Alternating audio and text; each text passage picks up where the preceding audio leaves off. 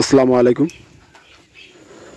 গোয়ালঘরটা একবারে ফাঁকা ফাঁকা লাগতেছে, কারণ হইতাছে গতকালকে আমরা দুইটা গরু বিক্রি করে দিছি। একটা হচ্ছে ফ্রিজিয়ান গাবি, আর একটা হচ্ছে শাহিপালের বকনা। বকনা বাচ্চাটা বিক্রি করছি 40,000 টাকা, আর ফ্রিজিয়ান গাবিটা বিক্রি করছি 60,000 টাকা। আসলে যেখানে চিন্তা ভাবনা ছিল গরু আরও বাড়ামো, সেখানে দুইটা বিক্রি করে দিছি, এই জন্য মনটা একটু খারাপ। আর ঘরটা পুরাই ফাঁকা ফাঁকা লাগতেছে।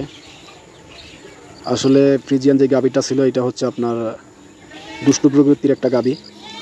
আশেপাশে এর গরু যেগুলো থাকতো ওইগুলোরে আপনার ডিস্টার্ব করতো এবং প্রচুর খাবার অপচয় করতো, যার কারণে ওইটা বিক্রি করে দিছি। আর ওইটা বিক্রি করে আরেকটা গরু কেনা সম্ভব না, এই জন্য শাহিপালের বকনাটা বিক্রি করে দিছি। তো দুইটা বিক্রি করে যেই পরিমাণ টাকা আসবে ওই টাকা দিয়ে চিন্তাভাবনা আছে ফ্রিজিয়ান আর একটা গাবি কেনার, বাচ্চা সহ, যেটা থেকে 6 থেকে 7 লিটার দুধ যাতে আমরা পাই। এই ফ্রিজিয়ান গরুটা আপনার 6 থেকে 7 লিটার দুধ দেয় এখন। এটাকে যদি পর্যাপ্ত পরিমাণ খাবার দিতে পারতাম তাহলে 10 থেকে 12 লিটার দুধ আমরা পাইতাম, কিন্তু খাবার না দেওয়ার কারণে হচ্ছে ওই পরিমাণ দুধ আমরা পাই না। যাই হোক, চিন্তাভাবনা আছে 2টা টাকা দিয়ে একটা ফ্রিজিয়ান বাচ্চা সহ গাবি কিনবো, যেটা থেকে আমরা 6 থেকে 7 লিটার দুধ পেতে পারি প্রতিদিন। আর এখন হচ্ছে গোয়ালঘর একবারে ফাঁকা ফাঁকা মনে হচ্ছে। আসলে আমাদের গরুগুলো খুবই খাবার অপচয় করে, এই যে দেখছেন ফালা ফেলা খাবার খাইতেছে।